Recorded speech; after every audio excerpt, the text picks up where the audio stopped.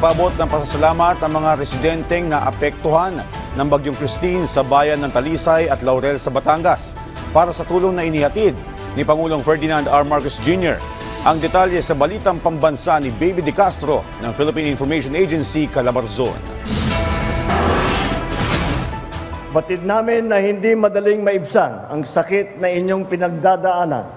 Ngunit umaasa kami na sa suportang handog namin ngayon, kayo ay makapagsimula muli. Tulong at mensahe ng pagbangon ang inihatid ni Pangulong Ferdinand Bongbong Marcos Jr.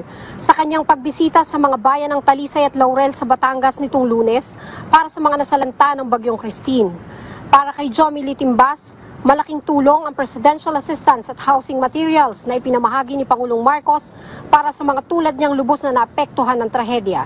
Nagpapasalamat po ako sa LGU, sa National Government, lahat kay Mayor, kay President BBM, at sa lahat po ng mga nasasakupan ng buong gobyerno sa kanilang pagmamalasakit, pagdamay, pagmamahal at pagtulong po sa bayan po ng Talisay at lalo po sa amin ng mga nasalanta at namatayan po ng kamag-anak at mahal sa buhay.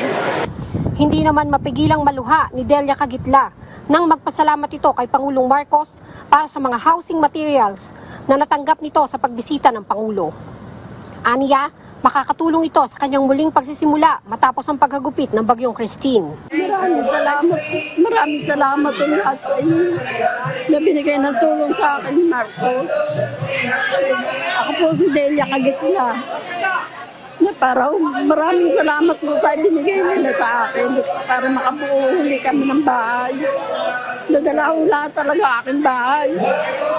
Wala yung ibang gamit. Maraming salamat po. Ilan lamang sina Jomy at Nanay Delia sa daan-daang mga residente na matinding naapektuhan ng Bagyong Christine. Ayon sa Department of Human Settlements and Urban Development, tinatayang nasa mahigit 550 pamilya ang nawasak ng tirahan dulot ng Bagyong Christine. Nagpaabot din ng pasasalamat si Talisay Mayor Nestor Natanawan kay Pangulong Marcos at sa iba't ibang ahensya ng pamahalaan sa agarang pagtugon ng mga ito matapos ang Bagyong Christine. Gusto kong ipaabot sa ating Pangulo na marami pong salamat sa immediate na tulong na pinadala, gayon din sa taga-DPWH na kaagad ay rumisponde noong kasagsagan ng bagyo. Gayon din sa mga kapulisan na ang inaakala natin ay sila'y patulog-tulog lamang pero gabi pa lamang sila'y nariyan at nagre-rescue. Nangako naman si Pangulong Marcos na tuloy-tuloy na tulong para sa mga naapektuhan ng bagyo. Bukod sa pamamahagi ng iba't ibang tulong, personal ding ininspeksyon ng Pangulo ang mga lugar na lubhang napinsala ng Bagyong Christine.